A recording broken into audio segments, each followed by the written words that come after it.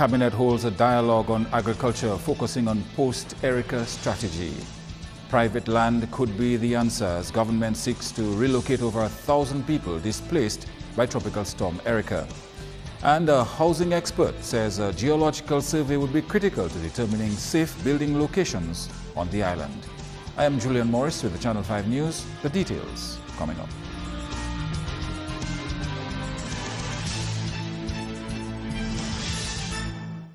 First stop in the news, government held the first post-Erica Farmers Forum at the Atlantic View Resort and Spa on Tuesday. That meeting brought together members of cabinet, farmers and other agriculture officials to discuss the status of key sectors of the industry. Lurian Graham Carter has this report. It has been revealed that there was a loss of over $100 million in the agriculture industry post-Tropical Storm Erica.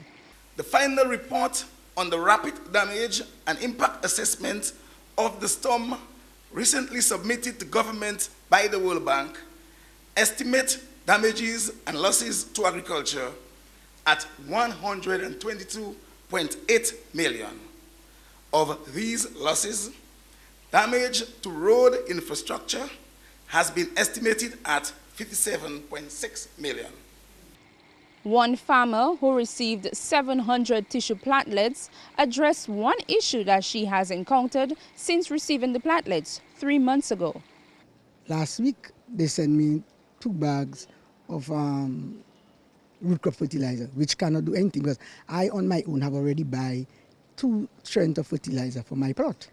So what I was saying is that they cannot give the banana plants root crop fertilizer, especially at all. For you to give it to it, you have to give it to as soon as planting stage. So it is so I'll just mess up my crop and my crop will just go down. We don't get anything from them because they say everything was in place and they would take care of that crop for us until it's bunching size and they would send farmers to get plants from us. But I don't see that taking place. The Prime Minister addressed the relevant authorities responsible for addressing the issues of the tissue platelets to get more serious. But I believe too that the Ministry of Agriculture and the staff of the Ministry of Agriculture have to be more nimble in its dispensation of its duties. What are some of the things I have to commit myself to or recommit myself to? As the Prime Minister, as the Cabinet, as the Minister, as the Division of Agriculture, as DEXA, as the Aid Bank, you the farmers, you the stakeholders, what is it I have to recommit myself to? All I'm saying to you is this. When this government talks about agriculture, we are serious about agriculture. In future newscasts, you can expect more information on the topics that were covered here at the Farmers Forum at Anzime on Tuesday. I am Lurian Graham Carter reporting for Channel 5 News. And speaking of agriculture, private land will have to be acquired to relocate people who have evacuated their homes following Storm Erica. Idona John Baptist has more. While government has identified state lands mostly in the south, it also has an interest in private lands in various parts of the island, which could be used for resettling displaced storm victims. The storm displaced over 1,200 people. That includes 574 people who are homeless and 713 who evacuated their properties. State lands in Warner, Grants Bay, in an area called Center and around the Pierre Charles Secondary School are being considered. That's in addition to private property at Bellevue-Chopin and about 12 acres in La Plaine. So there are several areas that we're looking at for the resettlement. The first 50 houses from the Venezuelans will go towards the resettlement of the community of Dubik. The 50 houses will be sufficient to resettle them. So we will be using those 50 houses to resettle them. Channel 5 News understands that the 50 petrocasas provided by the Venezuelan government for Dubik community will be built on lands at Grants Bay. There is another batch of 250 petrocasas which will be used in resettling the displaced. The Adventist Disaster and Relief Agency, ADRA, has offered to build 10 houses in the first instance with the hope of increasing that number to 25. A plan for a Mexico-funded indoor sports facility proposed for Stock Farm will also suffer due to government's focus on resettlement of persons. We also have, through the Mexicans, we're getting a team of technicians different types of engineers and planners, because the Mexican government, as you know, before the storm had approved $5 million for the indoor facility, as was announced in the budget address. We have taken a deliberate decision to reallocate those resources to resettlement. Meantime, an expert in housing development thinks proper geological assessments of building locations will have to be made or necessary going forward. Here's more. Since Tropical Storm Erica, the suitability of location of houses has come up for discussion. Factors such as constructing a flat concrete structure as opposed to building on pillars in certain areas, the closeness to the seaside or river without proper protection, and the type of lands one chooses to build on have been looked at. Even now more than ever, someone wishing to develop land should consider these aspects when building. Assessments so far have placed damage to the housing sector at about $237,000.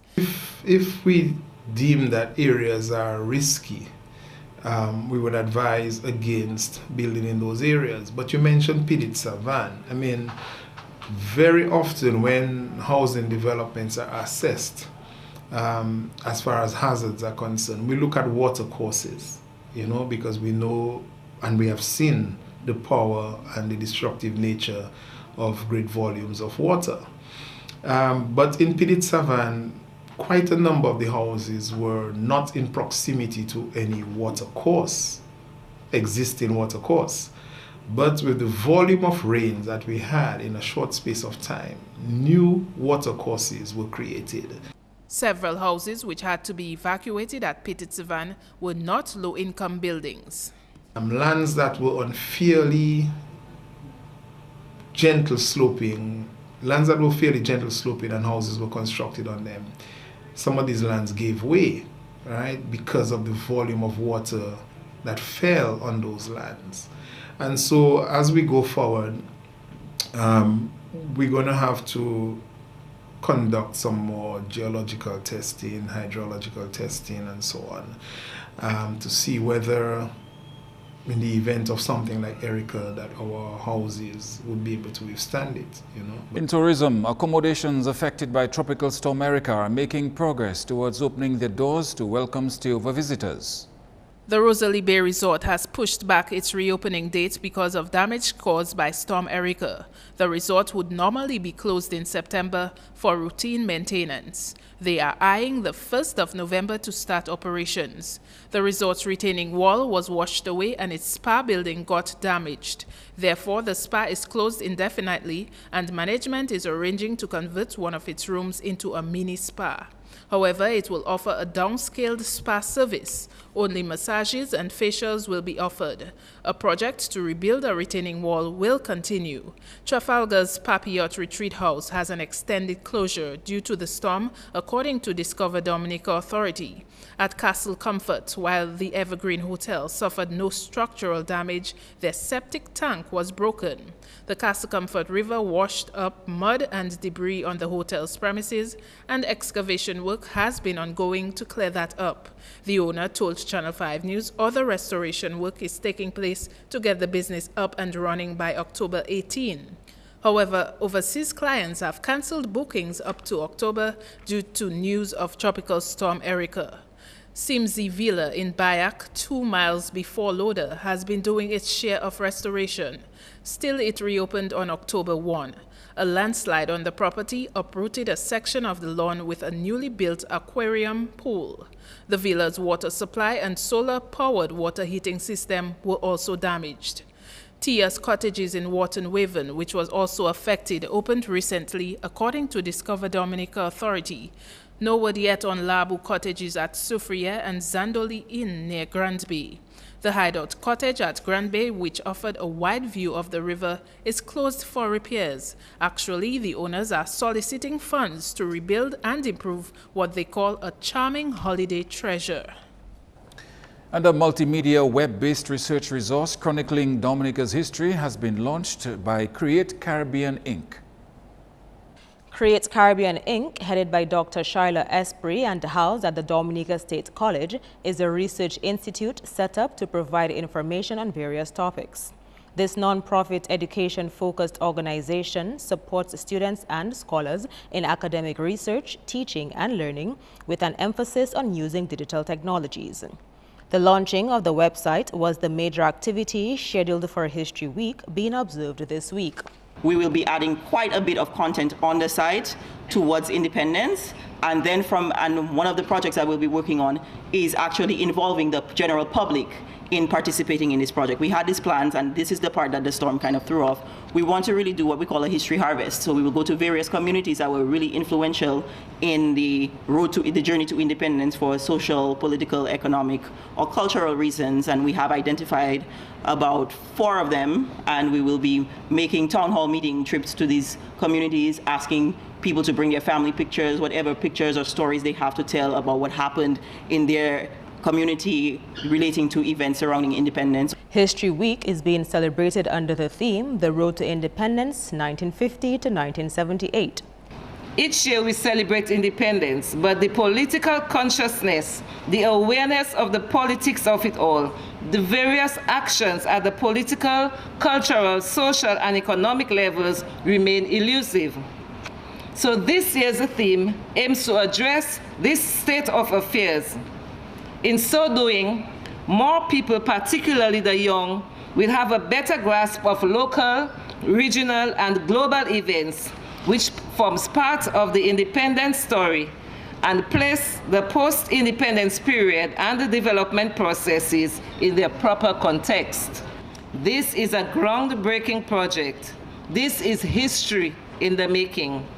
The project was a collaboration between the Division of Culture and Create Caribbean Inc. Research Institute at the Dominica State College.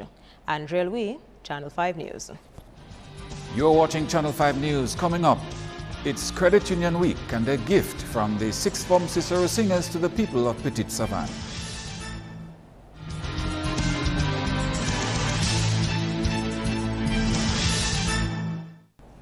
Thank you for staying with us. Dominicans have been urged to retain their culture beyond the independence season. Professor Hazel Simmons MacDonald, former Pro-Vice Chancellor and Principal of the UWI Open Campus, made the call at the 4th Annual Iole Blah Lecture on Thursday. Professor Simmons MacDonald was speaking on the topic, Cultivating Caribbean Identities, Language, Culture, and the Politics of Deprivation. There are many institutions which play their part in preserving a country's heritage. However, Simmons MacDonald says care must be taken to retain the originality of the culture. Of the communications media, the radio broadcasts the most programs in Creole. That's the case in St. Lucia. I don't know if that's the case in Dominica. However, the Creole spoken on these programs sometimes contains several English words and ungrammatical Creole structures. And this often happens when the announcer is not a native speaker of Creole or does not have balanced bilingualism that includes Creole as one of the languages. Another institution, the schools, unfortunately function least in that regard. The school has functioned as an institution that has unwittingly contributed to the erosion of the language. The policy of ignoring the first language for purposes of literacy in the case of native speakers of Creole has in effect resulted in a situation of subtractive bilingualism for native speakers of Creole. Professor Simmons MacDonald says there are ways in which language and cultural practices can be preserved and protected against outside influences. Educational programs that include the language and culture of our people are instrumental in preserving the links between past and present and ensuring that we show the way we should go, the way we should grow. These ways are sacred and necessary for the cultivation of our identities. Depriving our people of them in the very institutions that are best equipped to ensure their continuity can only lead to the steady erosion of these cultural norms that we profess to value. The Iole Blah Lecture Series, a featured event on the National Independence Calendar, focuses on cultural themes in celebration of the life and work of Edward Oliver LeBlanc, Dominica's first premier. In other news now, people who suffered trauma from Tropical Storm Erika are being given an opportunity to deal with the problem through alternative means. Head of the Institute of Natural Law, Dr. Lucia John, says she is about to launch a trauma reduction program. Through this 3-month program, about 700 people will be taught the Transcendental Meditation or TM technique.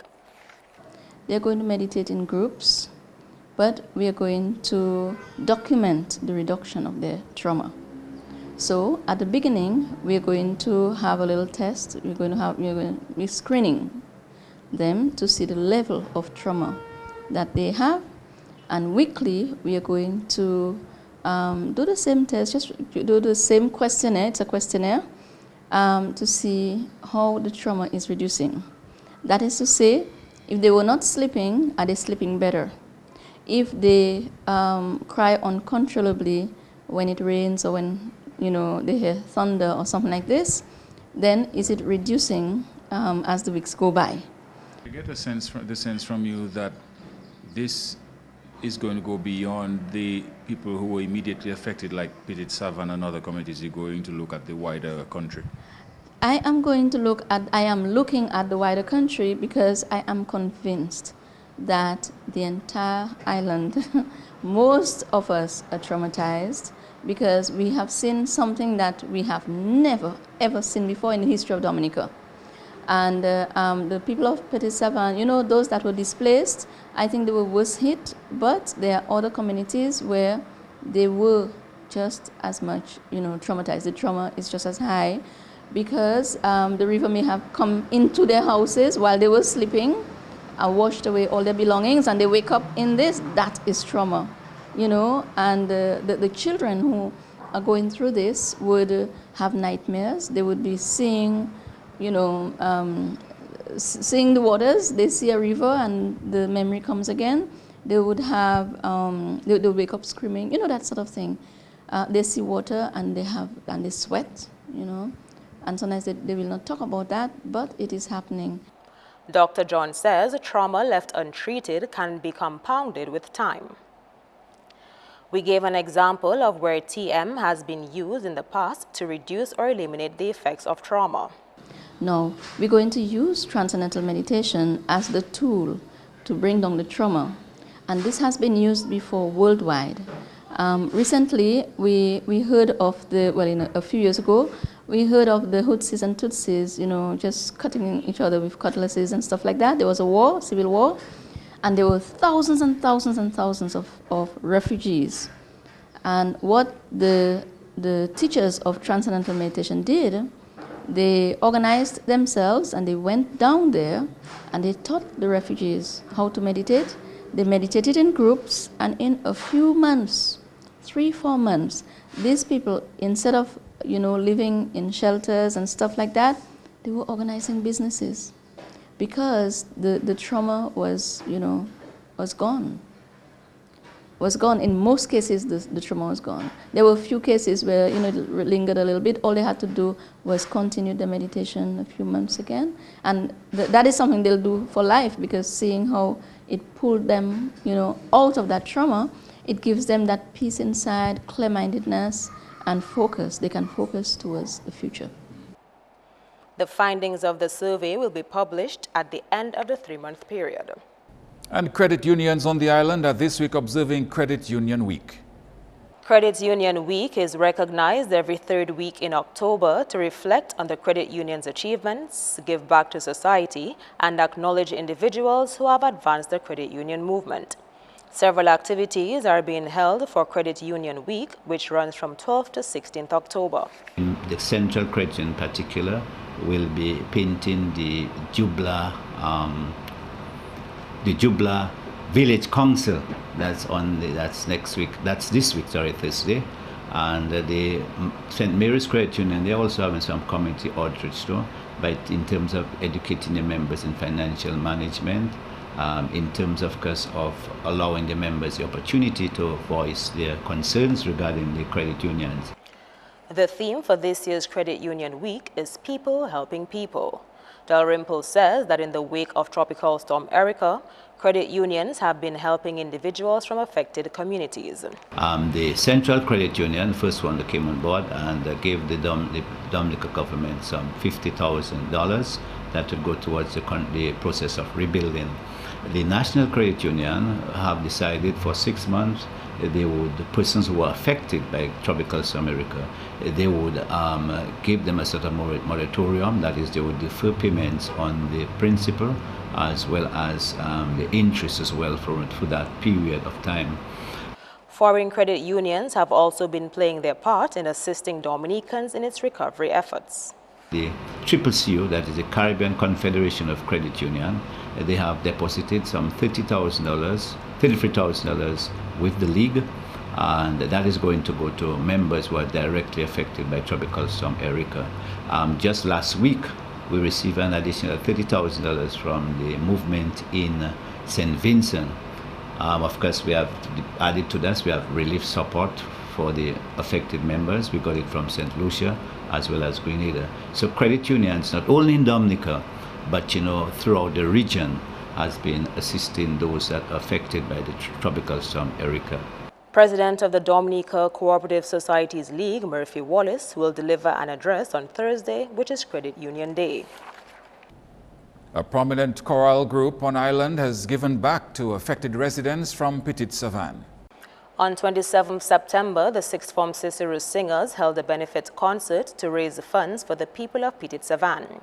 Following Tropical Storm Erika, inhabitants of Petit Savan were evacuated to Roseau after their village was declared a special disaster area.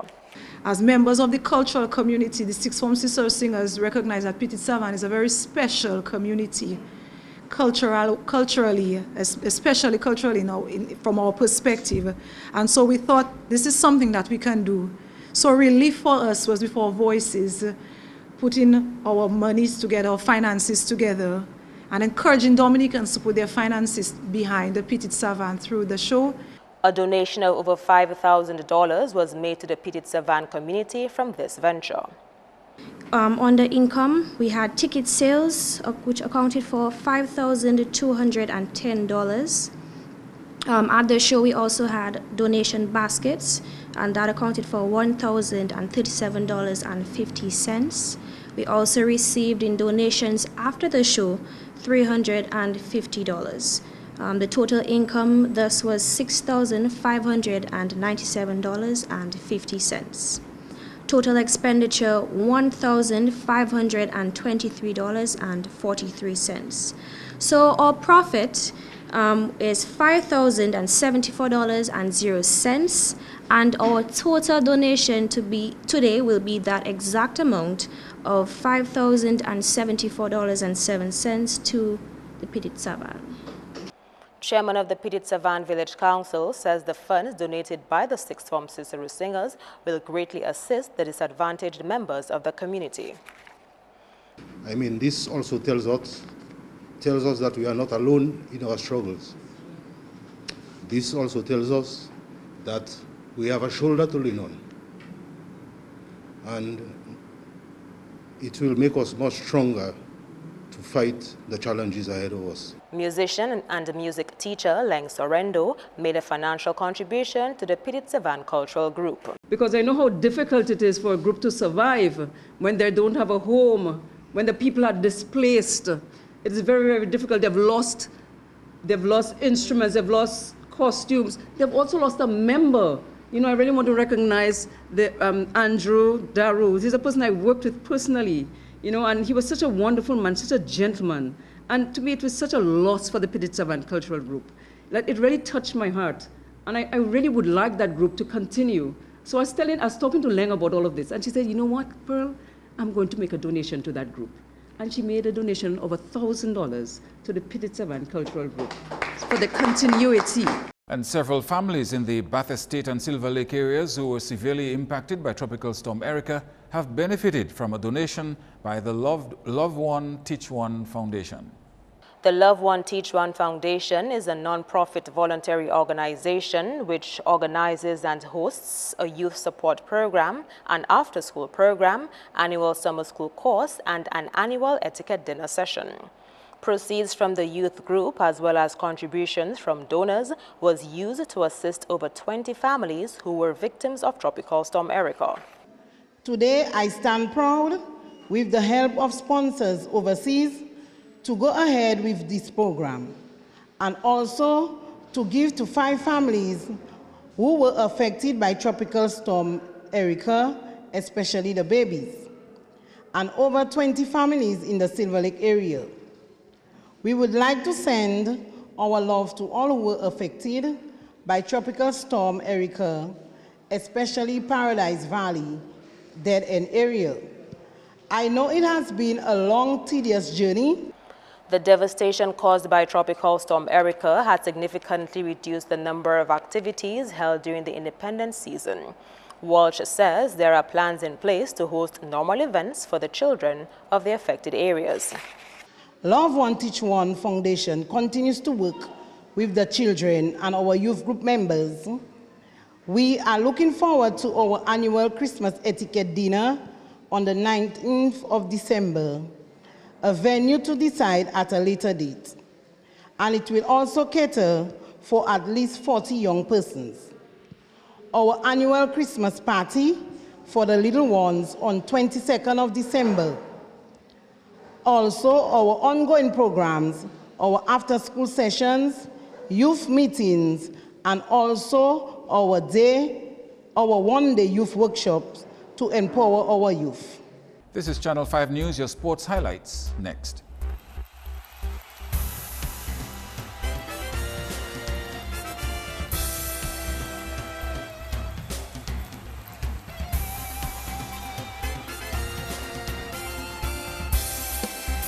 In the sports highlights, Phil Simmons will contest accusations brought against him by the West Indies Cricket Board, WICB. Controversy continues as the suspended West Indies cricket coach refuses to meet with WICB officials until he is given a comprehensive explanation of which regulations he has breached. Simmons' suspension was issued following statements he made about the selection process being influenced by outside factors. He was supposed to have met with human resource personnel last week, where he would be required to explain what he meant by his statements. Day 1 of the England Tour of United Emirates commenced Tuesday at Abu Dhabi, where England played against Pakistan in the first test match. Day 1 culminated with Pakistan amassing 286 for 4 in their first innings. Malik scored 124 not out, Shafiq 11 not out. Day 2 of the first test match will commence on Wednesday. In some domino action, Tuesday night we'll see Remix, Babi and Huddem playing in Game 1. Game 2 will be simple, Attackers and Golden Dams vying for the high score. The Kobuli Chebesau League will continue on Wednesday as the games open with Giants, Call for Duty and Green City. The second match will see 007 Homeboys and Rapid Hole in a domino showdown.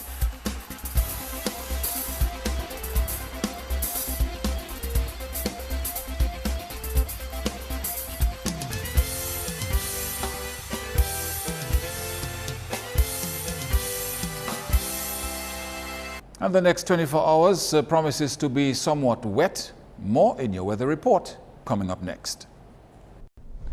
Good evening, Dominica, and welcome to tonight's weather broadcast. I'm your presenter, Marshall Alexander.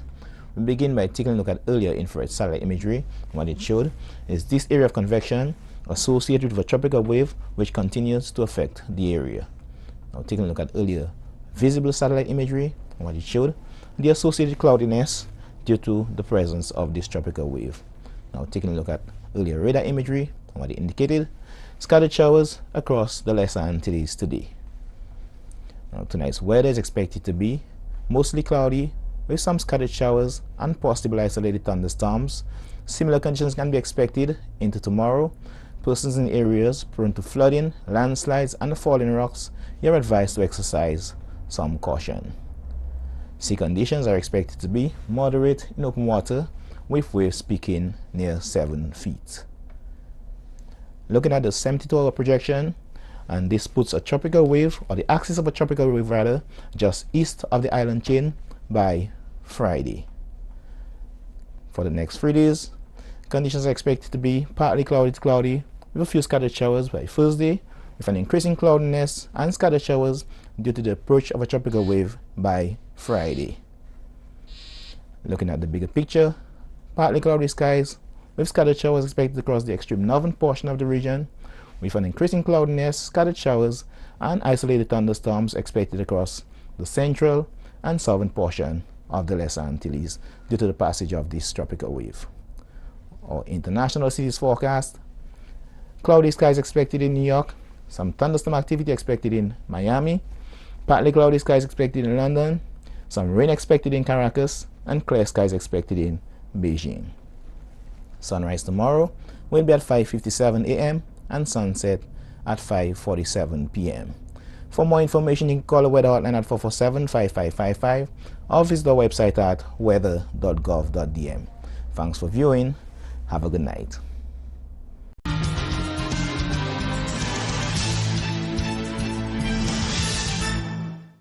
And that's news. The headlines. Cabinet holds a dialogue on agriculture focusing on a post-Erica strategy. Private land could be the answer as government seeks to relocate over 1,000 people displaced by Tropical Storm Erica.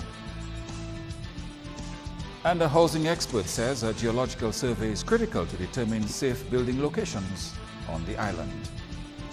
Let us know what you think via email at news@mapping2k4.com. You can also access our past newscasts on our Mapping News YouTube page. On behalf of the production team, I am Julian Morris. Thank you for watching. Join us tomorrow.